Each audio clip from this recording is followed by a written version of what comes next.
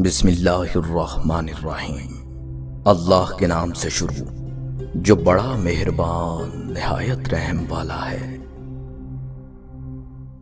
مسلمان کے دو شوق ہوتے ہیں، جب اذان ہو جائے تو مسجد کی طرف دوڑنا، اور جب جنگ کا اعلان ہو جائے تو میدان جہاد کی طرف دوڑنا۔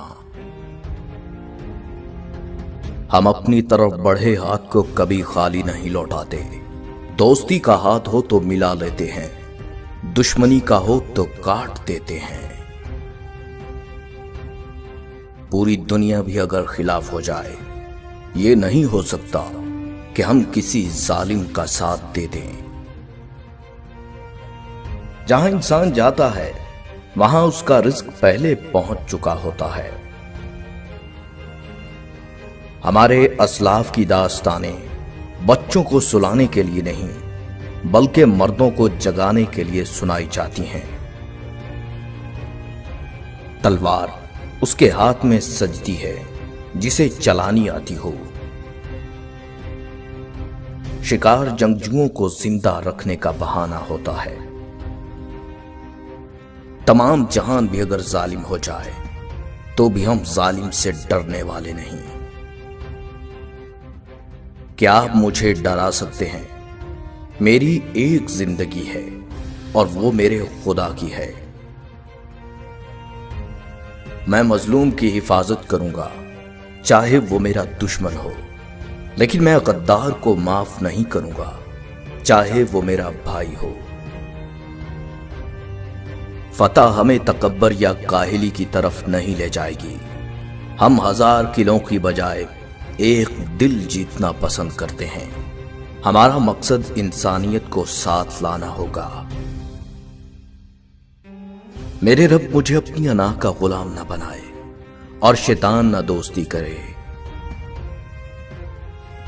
مجھے موت کا خوف نہیں ہے۔ اگر میں اپنی آخری سانسیں ختم کرنے سے پہلے ہتھیار ڈال دوں تو وہ سانس میرے لیے ممنوع ہے۔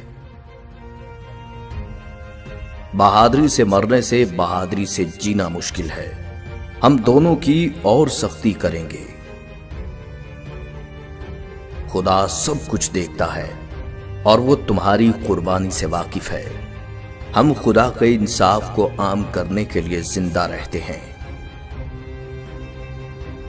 اصلی ہیرو وہ ہے جو نیچے گرتے ہی اٹھتا ہے۔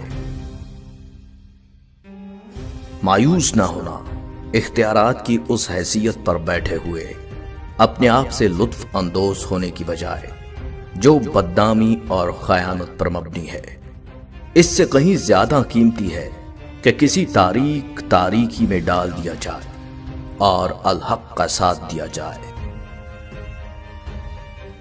انصاف اور نیک لوگوں کے ساتھ سچے رہو۔ آزادی کے سوا کچھ بھی قبول نہ کرو۔ تیرا راستہ کھلا ہے۔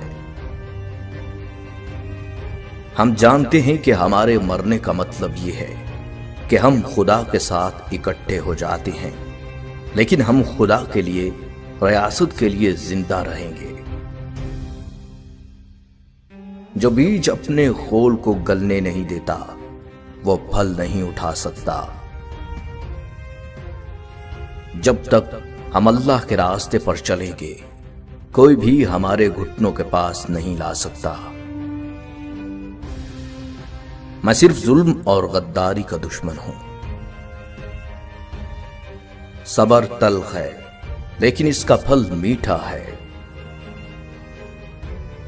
زمین پر سب سے طاقتور فاتح انصاف ہے۔ یہ سونا ہمارے درمیان کمزوروں کو رشوت دینے کے لیے استعمال کیا گیا تھا۔ اگر ہم اپنے پاس موجود شکر گزار ہیں تو ہمارے دلوں کو سکون ملے گا۔ ہمارے دلوں میں کیا ہے ہم اپنے الفاظ اور اپنے اعمال سے ظاہر کریں گے۔